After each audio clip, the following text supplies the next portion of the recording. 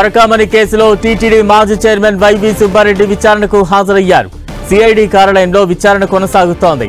YV సుబ్బారెడ్డిని CID chief Ravishankar Ayyannar విచారిస్తున్నారు. పరకామణి కేసులో ఎవరి ప్రమేయం ఉందనే అంశంపై సిఐడి అధికారులు కూపీ లాగుతున్నారు. బ్యాంకు లావాదేవీలపై సిఐడి అధికారులు ఆరా తీస్తున్నారు. డిసెంబర్ 2న కోర్టుకు సిఐడి అధికారులు నివేదిక సమర్పించనున్నారు. పరకామణి చోరీ కేసు క్లైమాక్స్ కు చేరుకున్నట్లు కనిపిస్తోంది.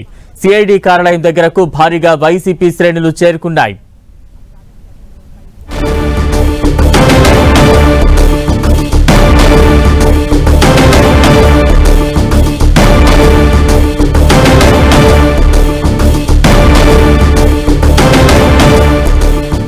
పరకామణి కేసులో టీటీడీ మాజీ చైర్మన్ వైవి సుబ్బారెడ్డి విచారణకు హాజరయ్యారు. ప్రస్తుతానికి సంబంధించిన బ్రేకింగ్ న్యూస్ చూస్తూ ఉన్నాం.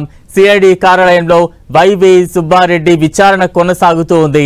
డిసెంబర్ 2న కోర్టుకు నివేదిక సమర్పించనుంది సిఐడి అధికారులు. ఈ నేపథ్యంలో వైవి సుబ్బారెడ్డిని సిఐడి చీఫ్ విచారిస్తూ ఉన్నారు.